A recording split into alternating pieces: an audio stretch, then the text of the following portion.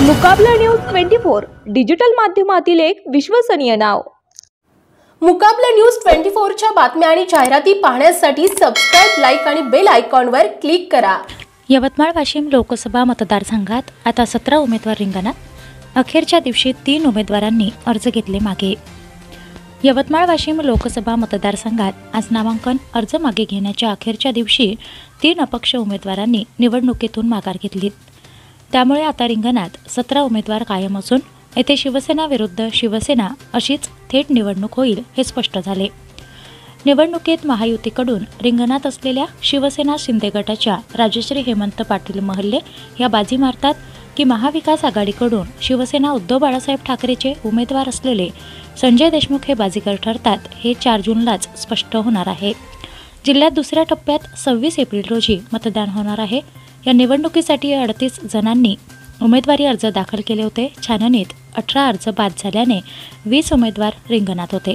यापैकी अपक्ष उमेदवार वैशाली संजय देशमुख, कुणाल जानकर आणि सवाई पवार यांनी दिनांक 8 एप्रिल नामांकन परत घेण्याच्या अखेरच्या दिवशी उमेदवारी अर्ज मागे घेतलेत। महाविकास आघाडीचे उमेदवार संजय देशमुख यांच्या पत्नी वैशाली देशमुख यांनी अपक्ष उमेदवारी अर्ज दाखल केल्याने त्या चर्चेत आल्या होत्या।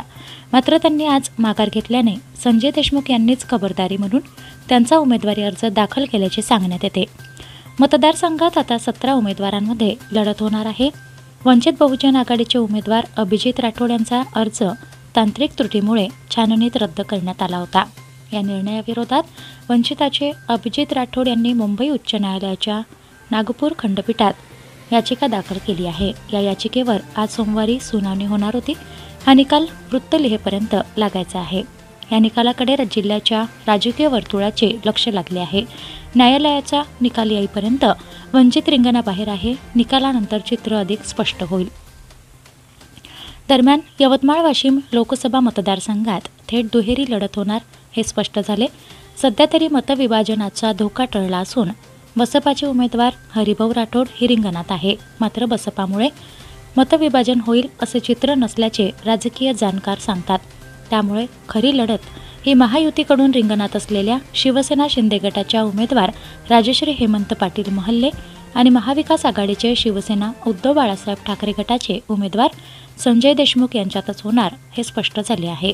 संजय देशमुख यांच्या तुलनेत राजश्री पाटील या यवतमाळच्या राजकीय क्षेत्रात नवख्या उमेदवार असल्या तरी यवतमाळ त्यांचे माहेर असल्याने सगळे सोयरे त्यांच्या मदतीसाठी बाहेर निघाल्याचे चित्र आहे।